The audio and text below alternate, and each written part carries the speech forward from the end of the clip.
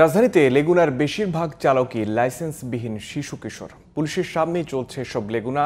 যেখানে নিরাপদ সড়কের আন্দোলনের সোচ্চার রাজধানীবাসী, সেখানে কিভাবে গাড়ির স্টিয়ারিং থাকে শিশু কিশোরদের হাতে।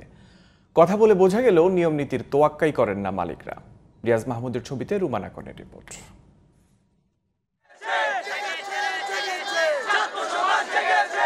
সড়ক দুর্ঘটনায় শিক্ষার্থী মৃত্যুর ঘটনাকে কেন্দ্র করে দ্বিতীয়বারের মতো উত্তাল ছিল রাজধানী ঢাকা। এই ঘটনার পর নড়েচড়ে বসে প্রশাসন সহ ট্রাফিক বিভাগ। এখানে ফুটওভার ব্রিজের কাজ সম্পন্ন করা হবে। এত বড় দুটি ঘটনার পর কেমন চলছে রাজধানীর সড়কে ট্রাফিক ব্যবস্থা, সে চিত্র দেখতে চোখ আটকালো শিশুর হাতে স্টিয়ারিং থাকা লেগুনার দিকে। তেজগাঁও জিএমজি মোড় থেকে ফার্মগেটগামী এসব লেগুনার বেশিরভাগ চালকের বয়স 18-র নিচে।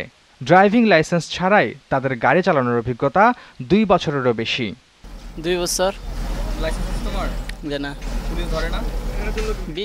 বিদ্যায় আসলে 500 করে ডাইলে। পরে ড্রাইভার আইতাছে, তুমি একটা ডিমাই দাও। আর আমি কতক্ষণ না করলাম, তারপরে উঠাই কাগজের ভিতরে 3 বছর বাড়াইছি খালি লাইসেন্স করার লাগে। জীবনের ঝুঁকি নিয়ে এসব যানবাহনে উঠতে বাধ্য নিরুপায় যাত্রীরা। কর্মক্ষেত্রে আমাদের যেতে হবে তাড়াতাড়ি, সেই ক্ষেত্রে আমাদের থেকে ড্রাইভার যেই হোক সেটা আমাদের হচ্ছে গিয়ে আমরা চলে যাই আপাতত। আমি মনে করি এটা ঠিক না, এই বয়সে গাড়ি চালানো এটা তো ঝুঁকিপূর্ণ।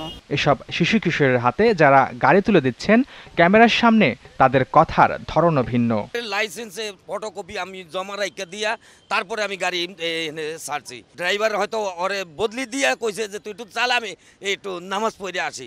নিয়ম অনুযায়ী এসব গাড়ি আর চালকের বিরুদ্ধে মামলা করছে পুলিশ, কিন্তু রেকার বিল দিয়ে আবারও সড়কে সচল সেসব যানবাহন। যাদের লাইসেন্স নেই মামলা করে দিচ্ছে, থানায় হ্যান্ডওভার করে দিচ্ছে যারা অপ্রাপ্তবয়স্ক। এরপরে তারা কিভাবে গাড়িগুলো আনতেছে বিষয়টা থানা থেকে হয়তো যে প্রসেস আইনগত যেটা সেইভাবে হয়তো তারা আবার আসতেছে।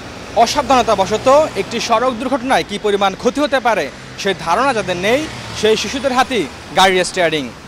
শিশু অধিকার নিয়ে কাজ করা প্রতিষ্ঠান এবং ট্রাফিক বিভাগে এগিয়ে আসলে এই সমস্যা সমাধান সম্ভব। রুমানা কোন, জিটিভি নিউজ, ঢাকা।